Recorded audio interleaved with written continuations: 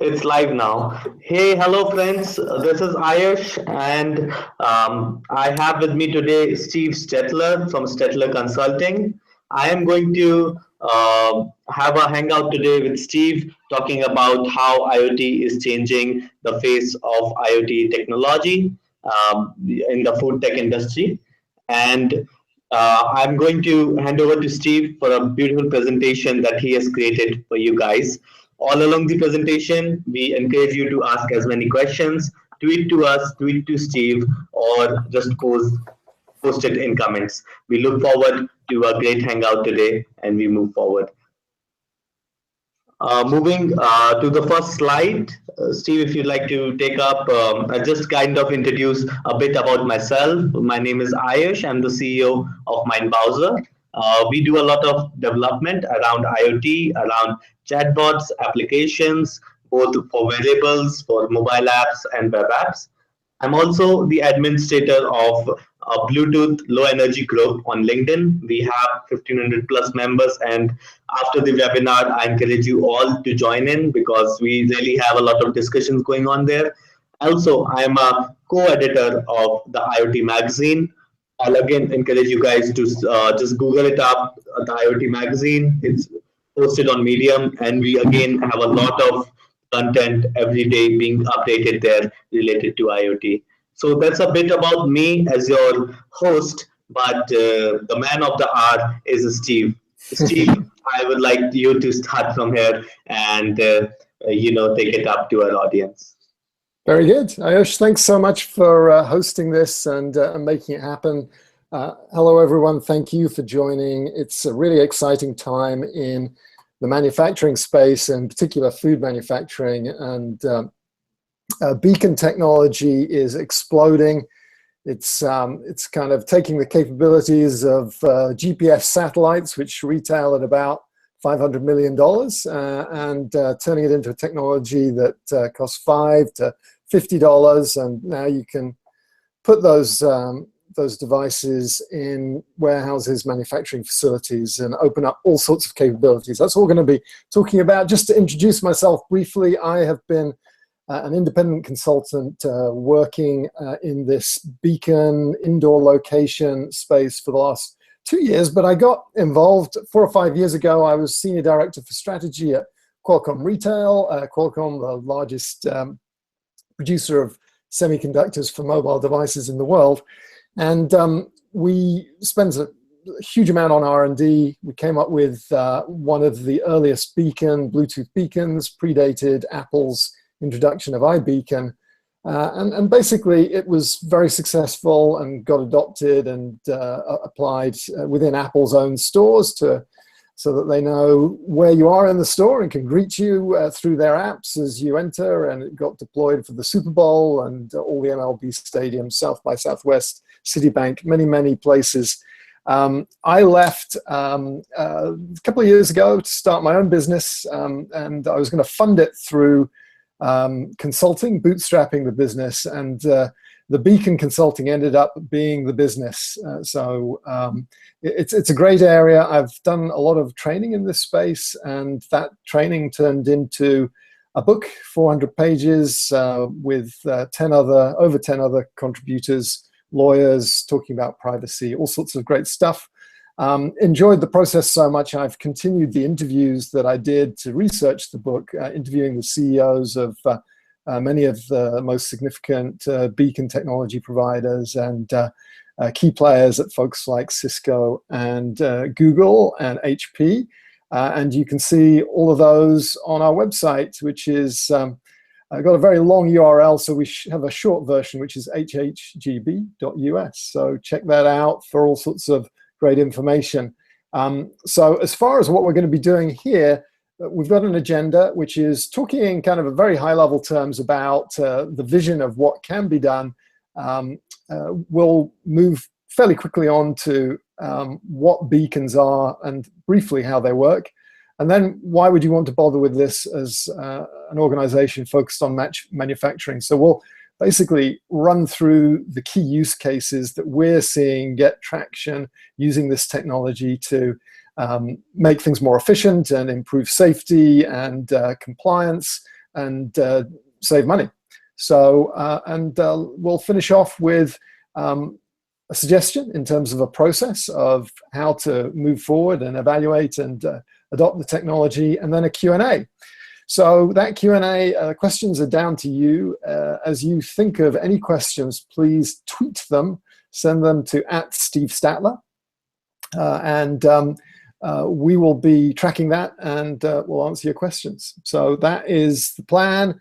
Let's talk about, just at a high level, what's happening, and it's pretty amazing. We have the digital and physical worlds colliding, and it's creating a huge amount of energy. And what this basically means is that cloud and computing technology that was once confined to very abstract abstract things like accounting can now be applied to the physical world. You can know where everything is in your business, whether that's people, materials, finished goods, tools, and those are great inputs that can drive your business in ways that haven't been applied before. Amazon showed us what that looks like when they applied the web to physical retailing, initially in the world of the web. Think of some of these abstract statements. Think of what Amazon did to retailing, and think what could be done if that was applied to supply chain management and ERP and warehouse management systems. So this is all exciting. People tend to think skeptically about whether or not beacons and proximity and location technology will happen. We'll see a graph in a moment that gives you a sense of how quickly we're moving forward.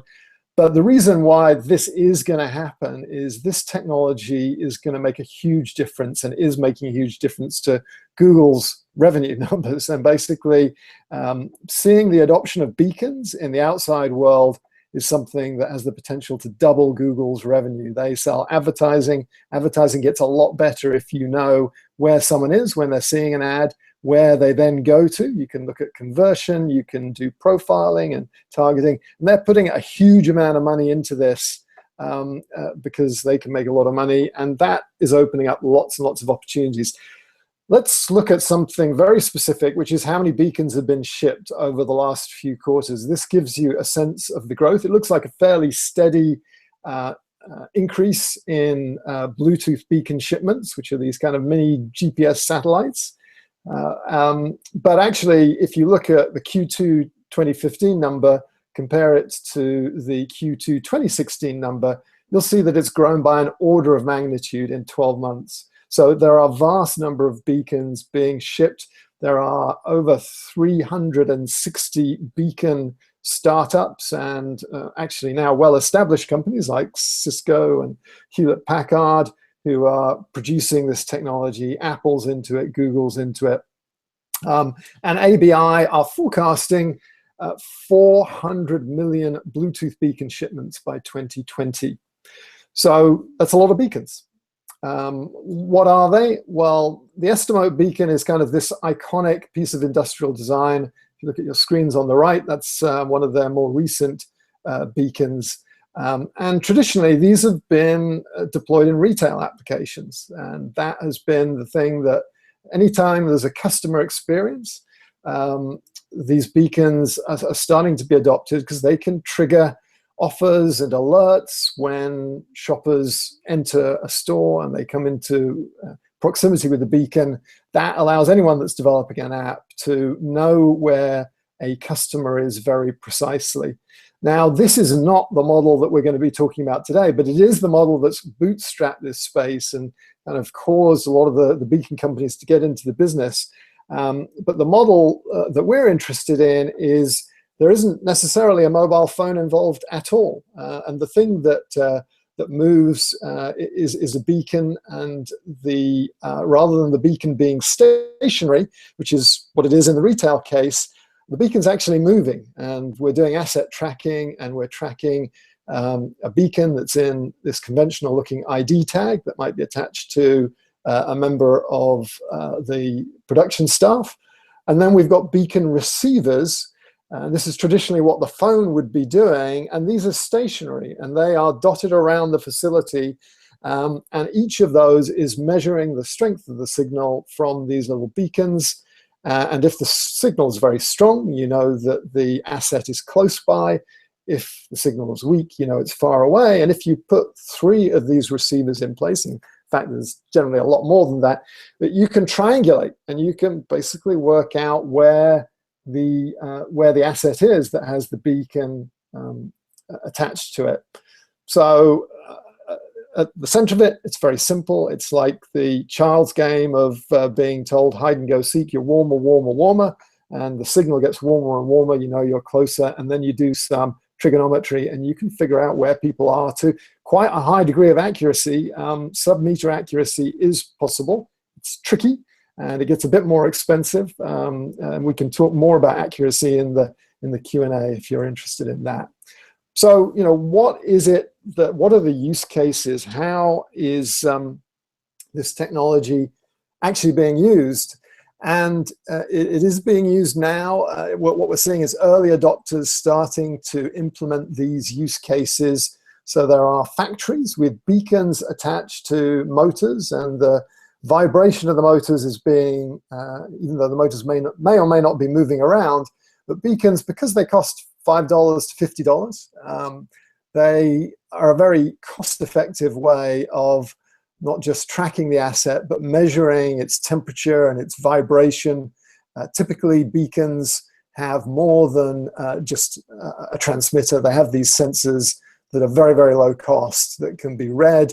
And Google started to standardize the way beacons transmit this information. You can track whether something has moved or not at a very basic level. And at the root of a lot of these use cases in the manufacturing space is asset tracking. And it's about not losing things anymore, suddenly being omniscient. You can know where every single pallet is within your facility, every member of staff on a real-time basis. So typically, you know, in the past, we've had barcodes and RFID codes, and you've had to scan them or have them pass through special gateways to read the radios.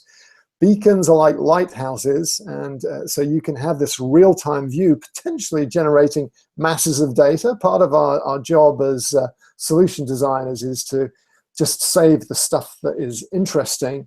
There's a lot of data there. Many other applications, workforce management.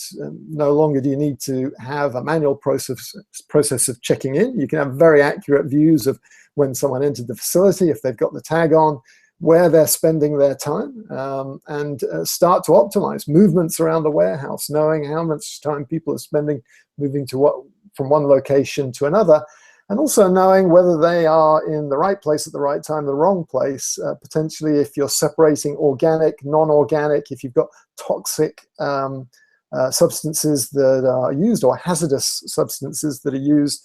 Then safety is one of the applications that we're seeing being driven in the soft drink space, where they want to know that certain people have been trained before they enter into a certain area. That sort of policy can actually be rigorously enforced now, and you can know who is in touch with what. And one of the applications that I'm most excited about is FDA compliance with food traceability regulations. So I was talking to one industry pundit recently, and they estimated that 90% of food manufacturers are not fully living up to their obligations in terms of the record keeping to track how foods are processed in their facilities. And if you think about if one has real-time knowledge of where people are, the tools that they're using, and where the raw materials are going, and where they're processed, then a very manually orientated log keeping process can be fully automated, and so it can be a lot more reliable. And so there's many advantages to that, not just mitigating the risk of finding that you're not in compliance when there's a problem, but also as a food supplier selling to retailers, showing that you have the state-of-the-art method for tracing and tracking and record keeping.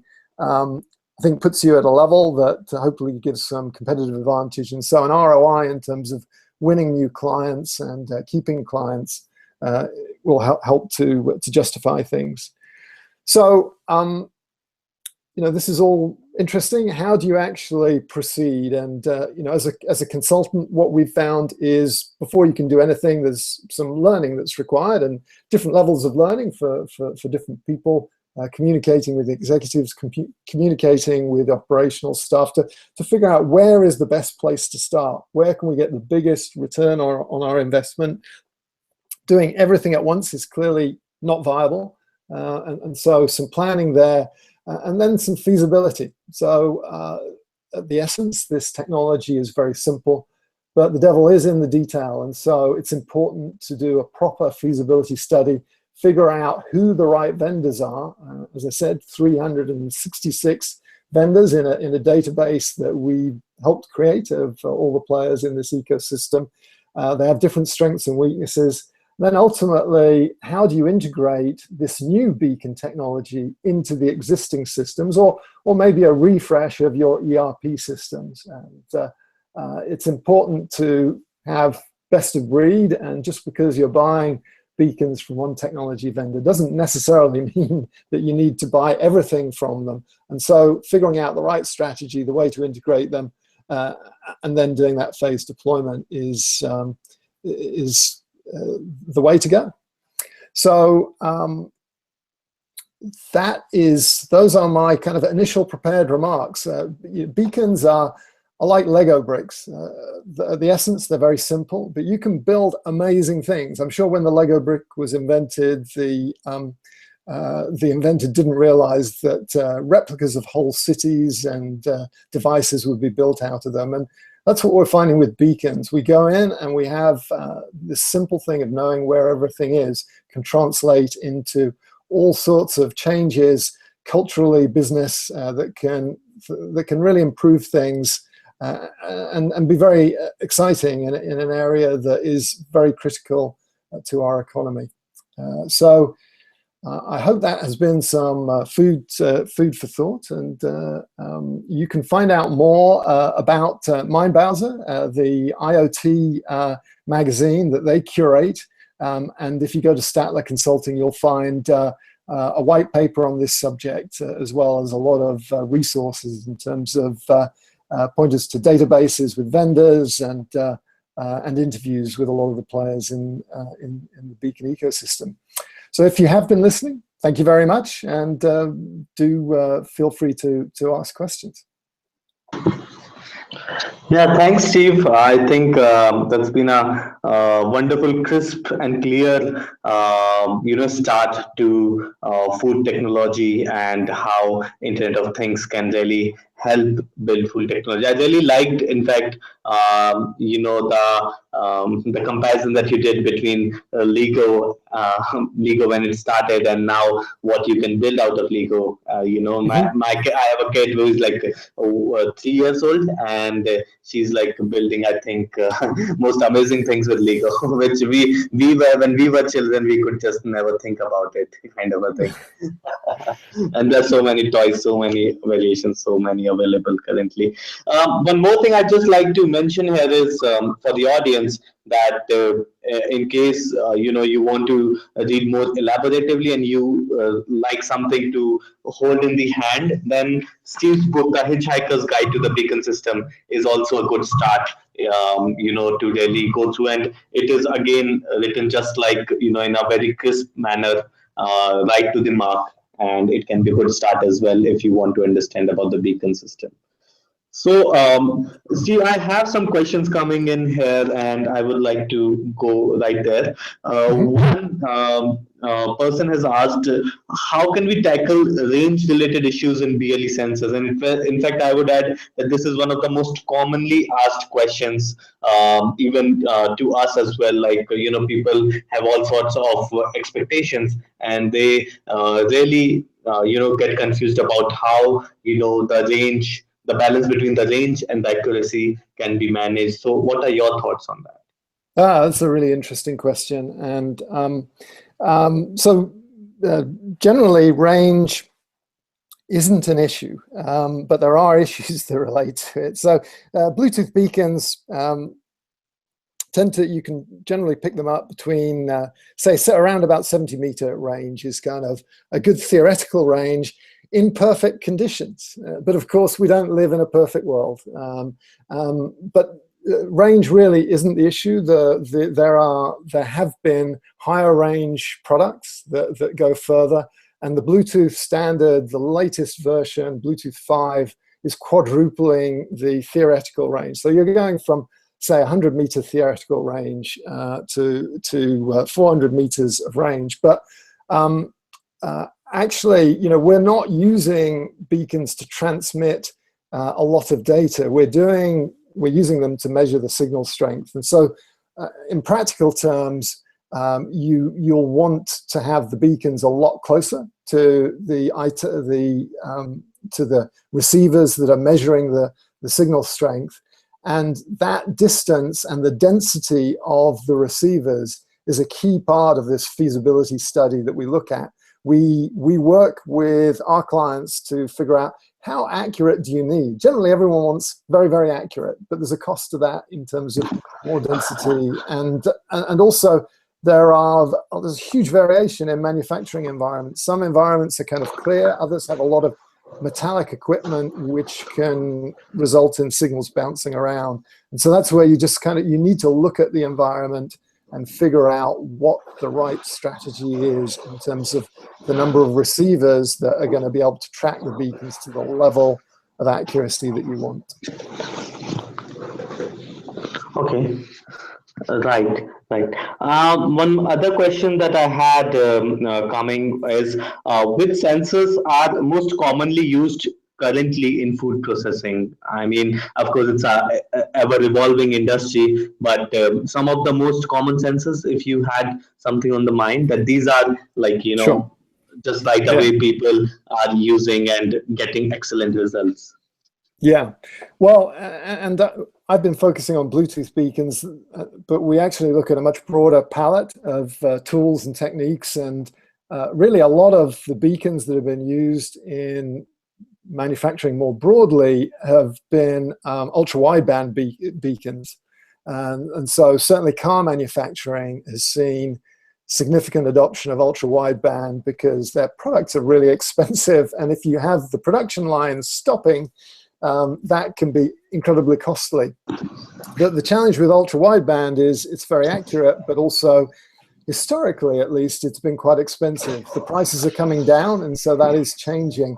But Bluetooth beacons have been breaking through as a technology into food because of that lower cost. And if you're dealing with fizzy drinks or any product, the margins are smaller.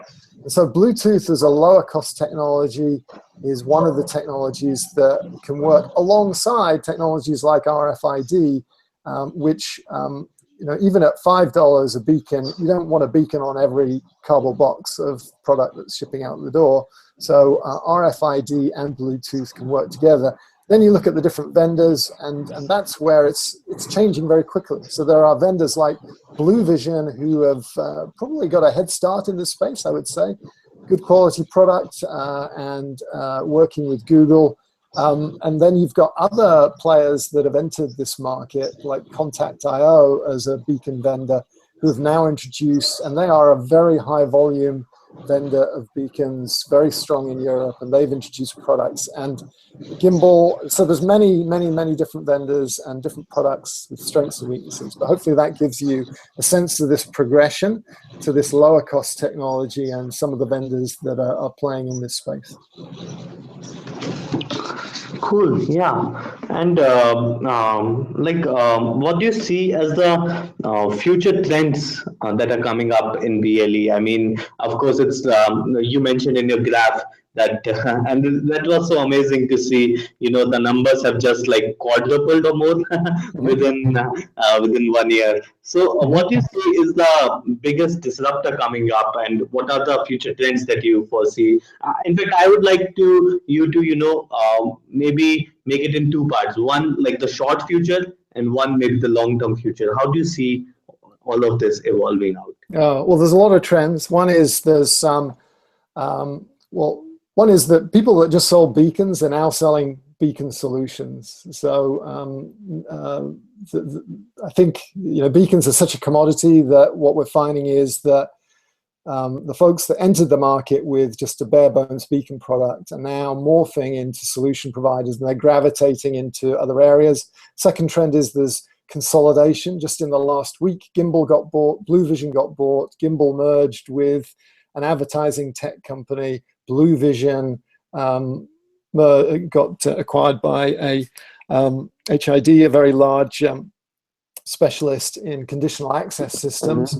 And so that consolidation, we're seeing big companies get into it. That's another trend. So just in the last 5 weeks, Cisco, Meraki have opened up API access to the beacons that they've been shipping for the last 2 years, integrated into their Wi-Fi access points. And so suddenly, what was a Wi-Fi access point, you've installed it, and now, 1 month ago, suddenly it can monitor the beacons that are in your environment. And more manufacturers are looking at Wi-Fi as a way of enabling tablets on the shop floor and barcode scanner network access. And they probably didn't even think that they were installing Bluetooth infrastructure, but it's now available. Other kind of longer term trends are beacon networks. So there's very broad networks of beacons, less interesting for manufacturing, but this is what Google are doing. Their kind of mid-range plan is essentially having a fabric of beacons that blankets everywhere, so that they have a much better sense of where you are when you see one of their adverts, and when you click on it, where did you go? So that's a longer range trend. And then, if you look at the standards, there's a lot of speculation, which I can't talk about specifically, but basically the beacon technology is going to get a lot more accurate. So we're going to significantly increase the accuracy of beacon technology, which is great for the kind of applications that we're talking about. Although you don't necessarily need sub-meter accuracy to figure out whether someone's in the break room or on the production line, or whether they've arrived at work. It's certainly, there's always cases where you want more accuracy, and there's stuff happening that's going to get a lot more accurate. Right. In fact, that's happening right today, I would say. I mean, Yes. I am currently, to share, I'm currently working on a product just doing that, to be able to accurately track people, track employees or workforce within an area, and be able to know who's where, create a heat map, and all of that stuff. And you know what? One of my observations towards this whole movement would be that Apple itself is making a big push, making us switch on Bluetooth all the time by removing everything from our, all the jacks from our phones and computers. So it's like, you have to start keeping your Bluetooth on all the time if you're listening to music, or if you are doing any of this, slowly moving towards a world where, just like today, we have Wi-Fi on the phone or on device all the time. It would be like, people keep their Bluetooth on all the time, and that could be a big advantage eventually moving forward, because that's the biggest deterrent currently the early adopters have faced. I agree, and Bluetooth low energy is called low energy for a reason, and there isn't actually a good reason for turning it off. And if you've got an Apple Watch, then it has to be on. So this, or a Samsung Watch, so I think wearables is going to drive that. And whilst that doesn't directly affect manufacturers, what it does is it feeds into this ecosystem. Essentially means there's going to be more investment, and investment in beacon technology and retail actually can benefit logistics, manufacturing, supply chain, just because it brings down costs. It makes the ecosystem richer. So I think that's a very relevant trend that you've flagged. Right. I have one more question that just came up. From your experience, can you tell me top 3 successful case studies which have done beacon implementation to improve productivity and efficiency?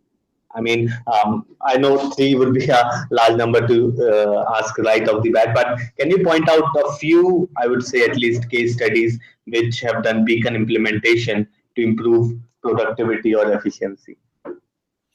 Well, I I remember talking to one of the big soda manufacturers about application for safety. So so that example that I mentioned there is one. I think it is actually early days in terms of there may be people that have done the FDA food safety piece, but I don't think it's happened yet. I think it's about to happen. I'm certainly working on a project at the moment with early adopter innovator in this space, but I believe that we're on the cusp of that changing very quickly. I think there's a bunch of implementations where people have been using beacons for asset tracking in hospitals. So there's a large number of hospitals that are figuring out if they can get patients to the right place at the right time, on time, then they can save money and not have expensive doctors and staff waiting. And also their equipment is expensive, and so tracking where that is. Some of the beacon manufacturers have driven most of their revenue growth on asset tracking because, how many beacons do you need in a store? Well, you need, 100 or 200, maybe 500. But how many beacons do you need to track packages? So one of the biggest success stories, and again, the name's confidential, but is major logistics companies that are attaching beacons, not to every parcel, but to parcels that are critical, where temperature is a factor, or just knowing exactly where it is a factor. So I can tell you that millions of beacons have been shipped to implement that particular use case that has delivered efficiency for the investors in that project.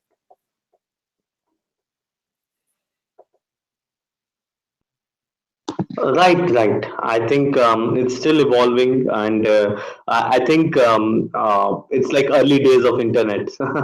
I usually Yeah, compare it with that. So it's like yeah. early days of internet or 2005, and you're thinking, would people really carry mobile?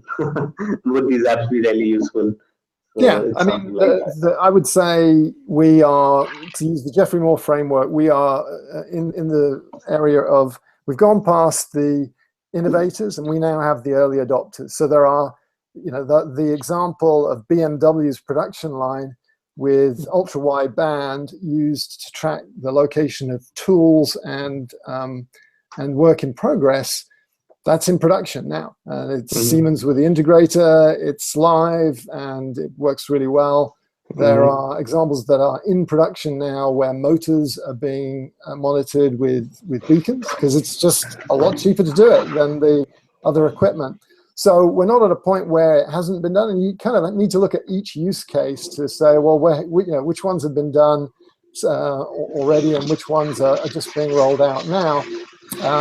But fortunately, a lot of this technology has matured in the retail space and been deployed at most of the CVSs now have beacons in. There's tens of thousands of beacons have been shipped to retail stores by Shopkick, who sold their company for a huge valuation based on knowing exactly when customers enter the store in a way that couldn't be done before. So it is early days, but it's not. We're not talking about theory. It's actually happening. People are using it. They're deploying it. They're making savings now. Right. I agree. I agree with each part of it because I'm in the industry myself, fortunately, and Very I good. enjoy the challenges and the opportunities that the challenges offer, because each challenge is kind of an opportunity if you can try to solve it. So Indeed. these are exciting times, and I believe as I conclude this session that we may converge again for another such session, talking about about what has happened between the last time we had this and now. So I look forward to have another session with you soon, and that's something I'm requesting on behalf of all the audience. That Very you can good. take out some time. And for the audience, guys, like you see all these links here, feel free to get in touch with us. If you have any requirement for any development, you can get in touch with me. If you have any requirement for any consultation, for any specific advice, you can get in touch with Steve. And we are always here for IoT and for BLE. We do that all the time. So we're more than happy to assist you. Thanks so much, Steve. I'll converge here, and I hope you enjoyed the session as well. Yeah, it was a real pleasure. Thank you, Ayush. I really appreciate you hosting it. Thanks, Steve. Have a good day. Bye. Bye-bye.